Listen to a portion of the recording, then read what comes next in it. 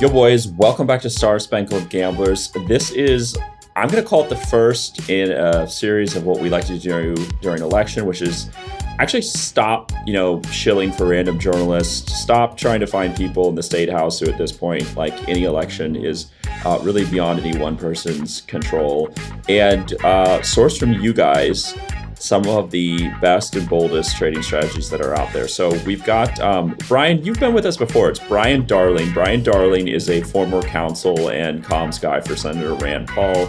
He runs Liberty Government Affairs now, downtown DC, the type if you've lived here and worked here. Pratik, of course, in the lab too. But Brian reached out to us to do a little encore performance after one of his pandemic guest spots because he is betting the long tail of kind of the red wave. So we'll be featuring traders throughout this election. I'm sure that we'll have people who will say this is a big year for the Democrats that are coming. But Brian thinks he's found an edge betting on Republicans having that big year in November 2022. So first of all, Brian, did I get that right? Second of all, welcome back to the show. Third of all, you were looking great. You look like you were just throwing around the football in the backyard with your nephews or something like that. I mean, you just got that fall day glow going on. How are you? I played a little softball this morning, so maybe that's why. Nice. Now, is there a beer cooler at morning softball? There should be. There wasn't one today, but there should be. Yeah, maybe just some of those like really sugary Dunkin' Donuts cans or something like that. Be great. Yeah, sign me up. It would be great. Pratik, were you awake this morning, or did you even know the jokes we're making? If you recall, I was in fact on a podcast with you this morning. No, that's it's true. It's been a while, but yeah. It feels days go by in the span of hours. It stars by good gamblers. Well, Brian, so you're the star right now. So I understand that we'll start here, but I understand that you like betting on the Republicans having 54 seats or more by the end of this election. Did I get that right? Yeah, I mean, I spread my money out a little bit all the way from 51 to 55. And the reason why is because wave elections tend to go both in the House and the Senate the same way, and they tend to go big. And so I'm betting that the wave that's expected in the House will transition over to the Senate. And if you look at history, it doesn't happen very often where you have a split. You did have it, in Trump's midterm elections, but it just doesn't happen historically very much. If one chamber goes one way, the other chamber usually goes the same way. And I'm looking at the numbers for Biden and the economy numbers, and they speak to me very loudly that this could be an election that's a big wave election. Yeah, I was going to say there's a supposition built into that, we know some smart people, and so do you, who might not agree with, which is that the Republicans are going to win the House in a walk. So you're wedded to that? Oh, definitely. I think there's no doubt in my mind that the Republicans are going to win the House. I mean, the Senate obviously is a little bit tougher because you have individual races and they're sometimes tougher to call. But again, you look at the fundamentals. You look back to, President Trump lost 40 seats in the House in his midterms. Go back to Barack Obama, it was 60 plus seats. Back to Bill Clinton, it was 50 plus seats. Those were big, big wave elections. And they were not in the polls. I mean, nobody predicted massive waves in those elections. The one outlier you have, the one time where that didn't happen in contemporary history is when after 9/11 and George W. Bush, and that was a unique election. But history tells us that you're going to have a big snapback. And I think that the polling that we're looking at right now nationally, I don't think it's all that accurate. I think that they're missing a lot of people that are going to vote. And maybe it's a function of the fact that we just came out of an election where we had the highest voter turnout in American history. And so that polling model just doesn't transition to a midterm election where you traditionally have very low turnout. Well, Brian, let me ask you, I also, I think, tend to think of these things in a historical way. 2002, you're right, is a notable exception, but I would flag another one, which gives me some pause, which is 2018, where you did see the wave in the sense that Democrats picked up massively in the House.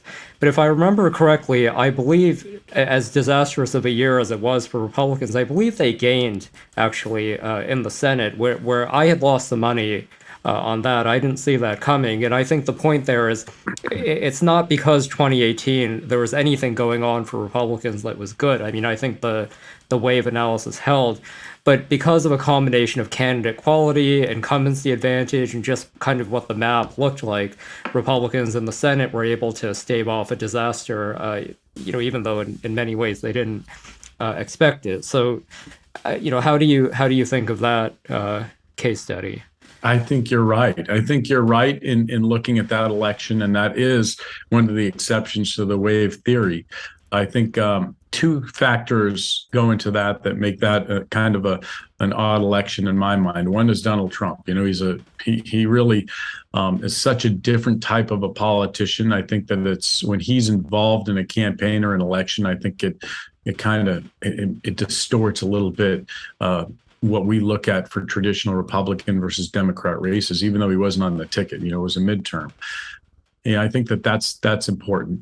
But I also look at history as a whole. If you look further back, you average picking up over 2 seats, the party out of power in the Senate. And you average, I think, 28, 27, something like that, including the George W. Bush election. You're talking about big numbers in the House average, even taking in the George W. Bush election, and even factoring in 2018 and Trump's midterm election, you still have an average of over 2 seats you pick up in the Senate.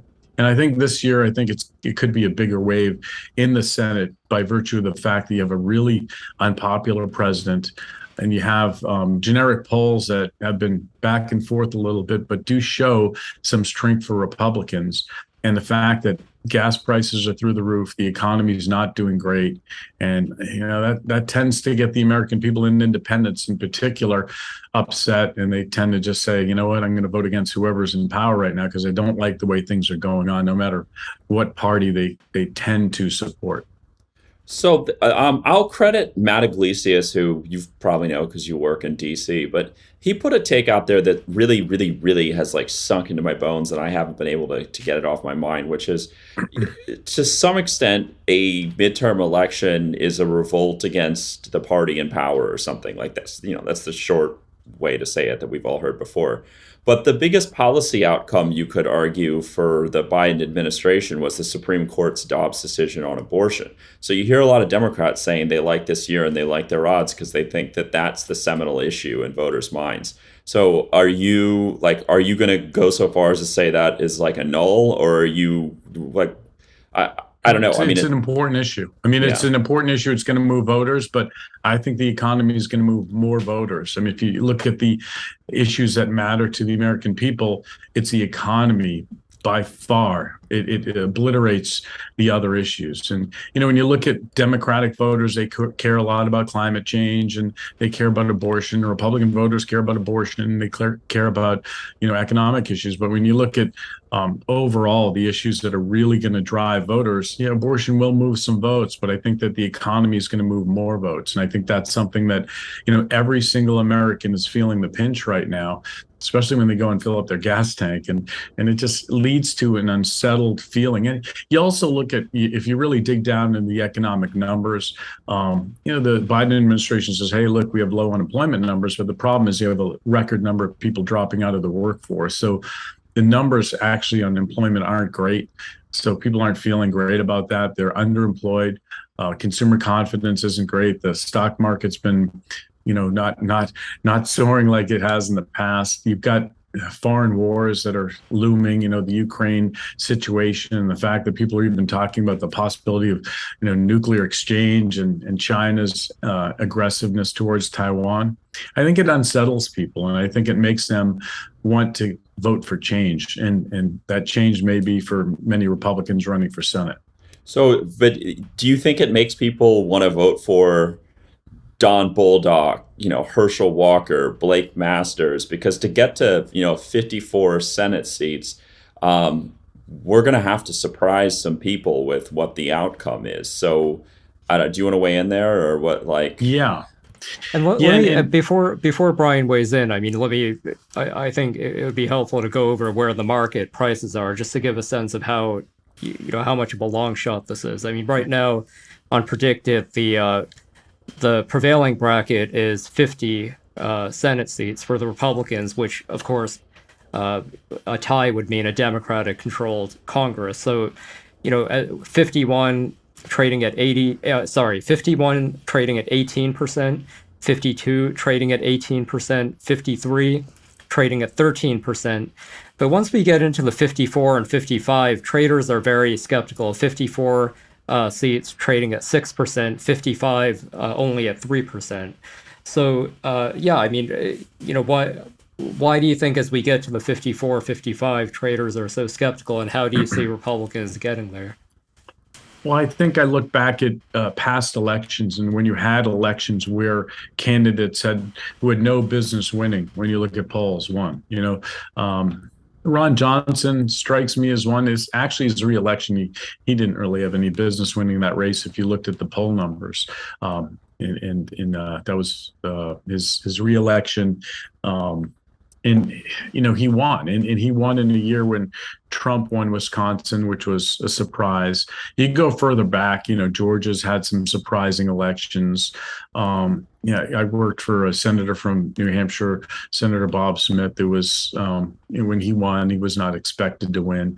But you look there throughout history, and when you have a wave election, this is where I'm betting. When you have a wave election, and say you pick up Georgia, Herschel Walker, I think that would be a bit of a surprise, but not shocking.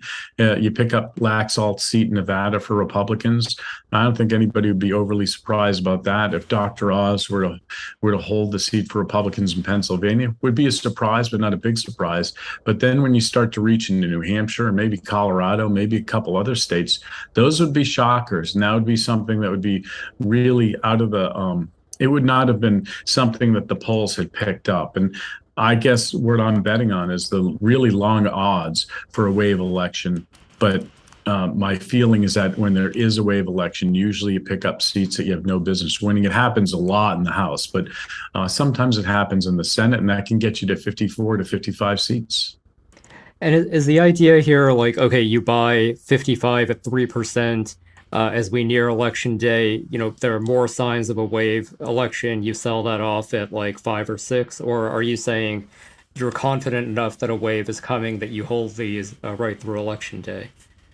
I spread my money a little bit. I spread it from 52 to 55. So I spread my money over the longer odds. So if one of those hits, I will make some money off my prediction. Obviously, if that doesn't happen, I won't. But I think that the odds are long enough on those bets that I just don't think that they're realistic. I mean, when you see 6% for 54 seats, I don't think that.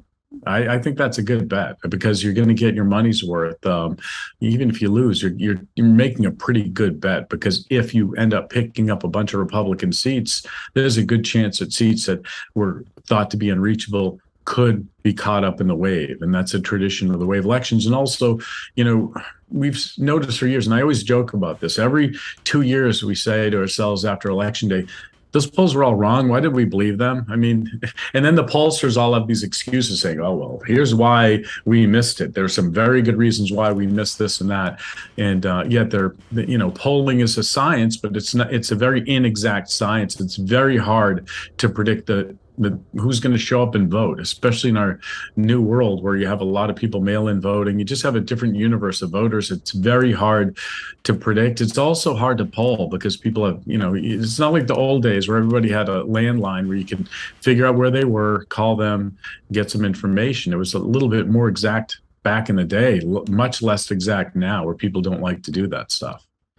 So when you decide that this is your strategy, or at least the outcome that you think you want to bet on, do you bet that across the board, or are you out there, buying shares of Raphael Warnock and Mark Kelly and some of these Democrats to sort of hedge out your risk, or are you, like as Zoltar would say, full tilt boogie max out Republicans? I'm full tilt. Yeah, I really believe that Republicans have. Yeah, I'll tell you honestly, I've been in some fundraisers with a couple of United States senators over the past few weeks, and they feel pretty good about the possibility of taking back control of the Senate. Maybe in their minds it's 51, 52 seats, but there's confidence there, and it's not unfounded. I think that people are really, people inside the Beltway, other than the media that seems to be cheerleading for the Democrats. I think a lot of people understand that this is going to be a close election, but in close elections, when you have these factors, big factors that are pushing people to vote against the party in power, that's usually what happens. And I think it's, Republican versus Democrat is one thing, but there's also the idea that independents, when they don't feel good, they vote against the party in power, no matter who they are. And that's an important thing to understand and to see that it could be happening in this upcoming election. So I've been back in DC. I've been in LA for 8 years. Now I'm back in DC, and I noticed something different about people who are affiliated with the Democratic Party. They kind of do what I remember Republicans doing, which is I just hear them complaining about and explaining away the follies and excesses of woke people, basically. The way that Republicans in John Boehner's office would be like, oh yeah, those evangelicals, there are voters, don't listen to them.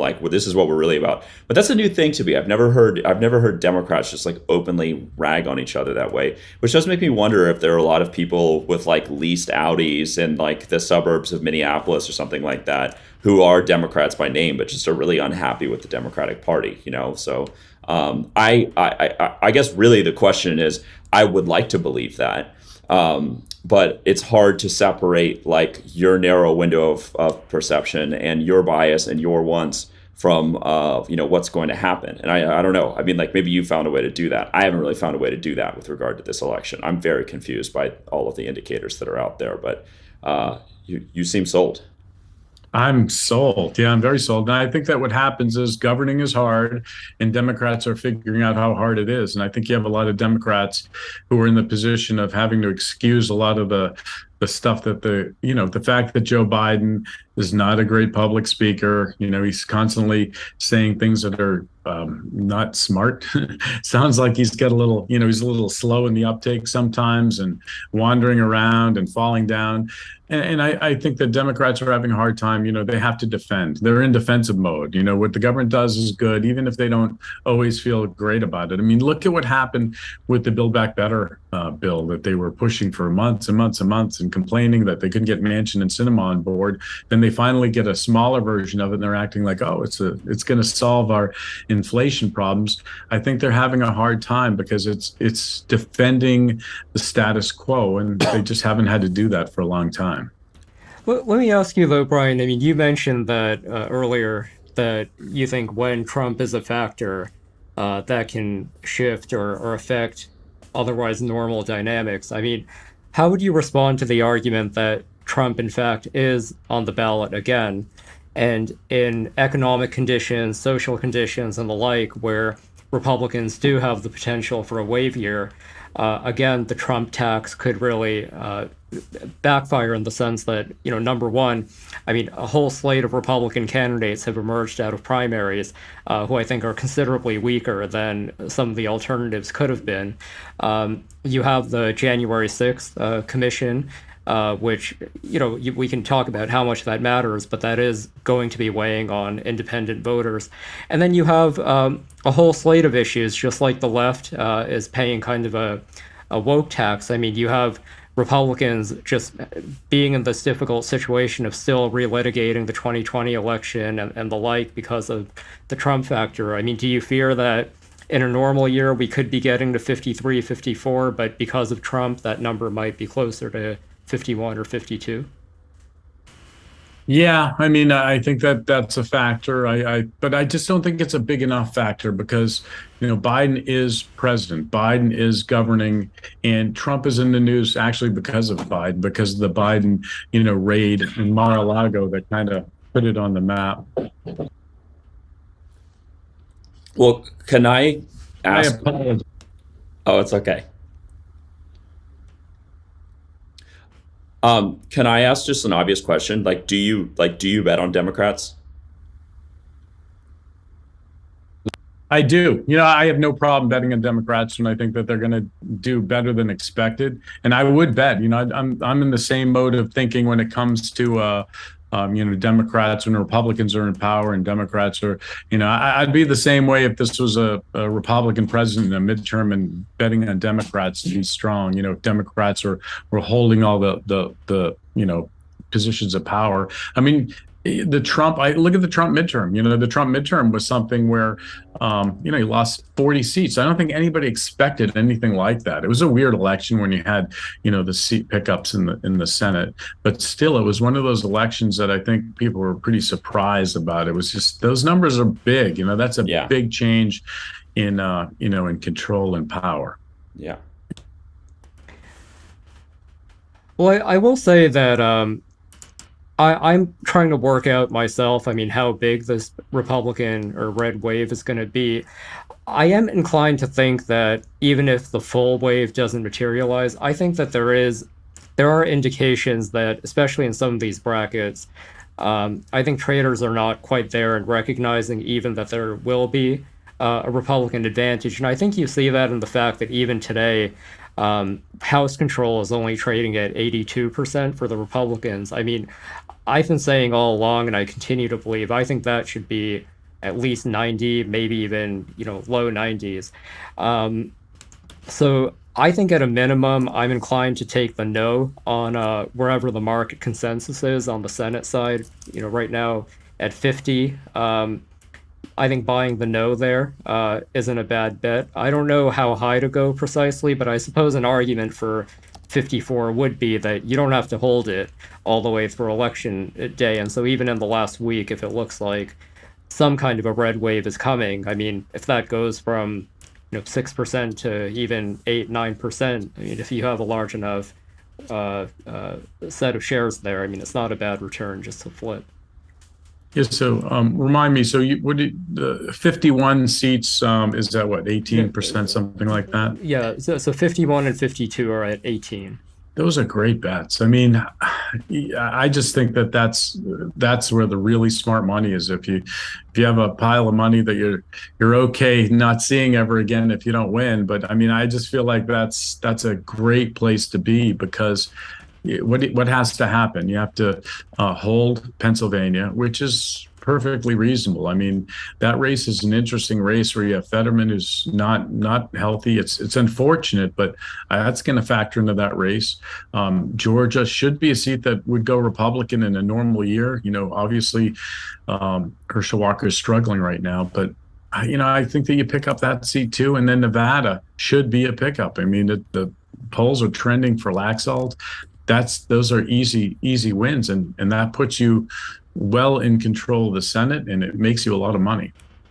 Yeah, I did the math, and between Arizona, Georgia, and Pennsylvania, I think the Democrats' total margin in 2020 was 103,000 votes, and there's like 31 million people living in those three states. Mm-hmm. So any ripple in the matrix could have like a pretty profound effect on how those states come in. And really, I think we're at the point where Democrats need to hold all three of those states to hold the Senate.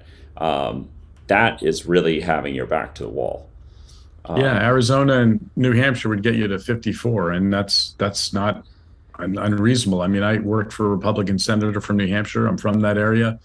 New Hampshire is not that. I would not consider it a left-leaning state. It's it's had a lot of Republican House members. The House membership has flipped from Republican to Democrat over the years, Republican governor. It's not out of the realm of possibility that gets picked up in the wave, and that gets you to 54 if you get Arizona too. Well, do you want to maybe go out on a high note here and just make like your boldest, most controversial call right now? And, we can erect a statue with your face on it if you're right. I'll do one, but it doesn't involve American politics. I'll say that Jair Bolsonaro is going to have a big comeback in Brazil and win that election, and I'm sure that the money's long on that because he lost in the first round of elections. And like Georgia, Brazil has a runoff election, then that will happen on October 30th. Well, I hope you're wrong, because you might have like a roommate on your couch if that comes to pass. Just before we close out on the red wave, are you following the governor markets or no? A little bit. Okay, because there's let me just pull it up. There's a similar market here which is another promising way to bet on a red wave here. So number of Republican governor seats. So right now the market favorite is 30 seats, which is, oh no, I'm sorry. The market favorite is 32 or more, which is the B max bracket. Should I assume that you think pile in on the 21% there as well? See, here's where I'm I have trepidation when it comes to the governor's races. With Mastriano and in Pennsylvania and Kerry Lake in Arizona, I don't know. I don't know if I'd bet on them. They're tough to bet on because they're such different types of candidates. They're very non-traditional candidates, and so you look at the election denier category of candidates, and I don't know if I'd bet on them because it's just hard to bet on them because again, it's something that's out of the normal. You don't have candidates that are running around doing what Kerry Lake is doing right now, and Mastriano's in the same boat. I don't know. I think that the governor's races overall, I think you will have a Republican wave also in governor's races, but there are a handful of races that are very unique that may buck that trend. I mean, this is the bizarre thing to me and why I'm more confused now than I normally am at this time around. You look at the pricing in the Arizona governor market, I agree with you. I mean, Kari Lake is a extremely volatile candidate, even by the current standards of the Republican Party. Right now, the markets are giving her, calling her a 75% favorite in Arizona. I'm not sure what's going on in these markets where Kari Lake is a 75% favorite, but then you see very favorable pricing for the Democrats elsewhere. So I don't know, maybe the markets are confused like we are. Maybe there's something else going on, but for what it's worth. Yeah, no, I agree with you. Maybe it's just immigration because it's Arizona, but as a candidate, Kerry Lake is about as non-traditional as you get, so I would stay away from betting on that one. But just because it's so hard to predict how a candidate like that, a total disruptive candidate, is going to fare in an election. Well, we'll have plenty to talk about before and after. Brian, it's been too long since we've had you, so don't be shy. We're glad to host you anytime you've got a bold call that you want to make. And we'll be seeing you soon. Thank you. Sorry, my assistant, my dog assistant, got involved in the podcast. Well, a lot of dogs have been getting involved with a lot of CNN broadcasts too, so you're in good company. Okay. All right. We'll see you soon, Brian. Thank you.